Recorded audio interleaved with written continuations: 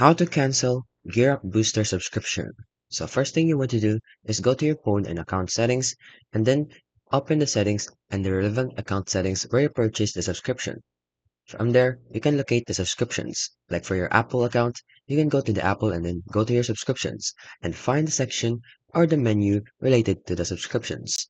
Then find and select cancel subscription now. From there, you can actually cancel the subscription because you can cancel auto renewal on the account settings page as well. If you go to your Gear Up Booster website or your app, you can cancel it directly from that itself. But to do this simpler, you can just go to your cancel subscriptions on your phone. Look for the option to cancel your subscription and then select it.